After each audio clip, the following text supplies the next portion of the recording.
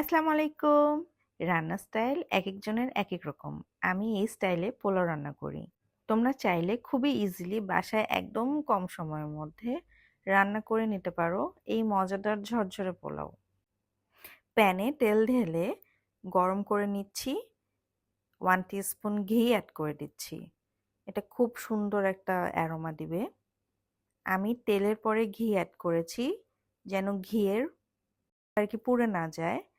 এমন অবস্থায় চুলার আঁচটা একটু কম করে রাখবে যাতে কোনো কিছু পুড়ে না যায়। এখানে আমি গোটা কয়েকটা মশলা দিয়ে দিচ্ছি, 2টা দারচিনি টুকরা করে আর 3 থেকে 4টা তেজপাতা ভালো করে ছিঁড়ে স্লাইস করে তেলে ভেজে নেব।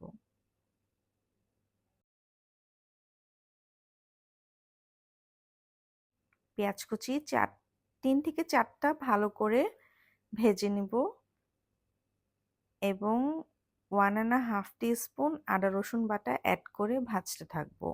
আমার বাসায় আদা রসুন বাটাটা আর কি একবারে ব্লেন্ডার করা হয়, তাই আমি এখানে একসাথেই অ্যাড করে দিচ্ছি। রান্না করার আগেই না চিনি গুঁড়া চাল এখানে আমি 3 কাপ ভালো করে ধুয়ে জড়িয়ে নিয়েছি। খেয়াল রাখবে কোনো ধরনের পানি যেন না থাকে। পোলাও ঝরঝরা আর সুস্বাদু হওয়ার কারণই হচ্ছে এটাকে ভালোভাবে পানি ঝরিয়ে ভেজে নিতে হবে। এটা যত সময় ধরে ভাজতে পারবে তত সময়ে এটা অ্যারোমার টেস্ট জাস্ট অসাধারণ হয়ে যায়।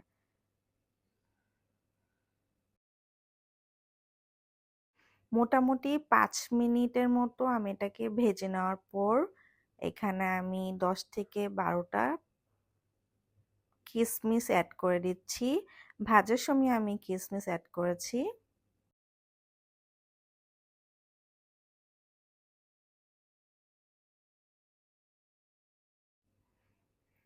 পানি অ্যাড করছি 6 কাপ, হালকা গরম করে নিও, ঠান্ডা পানি অ্যাড করো না। চালে ডাবল পানি অ্যাড করতে হয়, আম্মু থেকে শিখেছিলাম। মিক্সচারটা অ্যাড করে ভালো করে নাড়াচাড়া করে নেবে এবং যখন পানিটা ফুটে যাবে তখন হচ্ছে আমি এটা ঢাকনা দিয়ে ঢেকে দেব। ঢেকে দেওয়ার আগে আমি কয়েকটা কাঁচামরিচ অ্যাড করে নিচ্ছি। এখানে মোটামুটি 8 থেকে 10টা কাঁচামরিচ ছিল।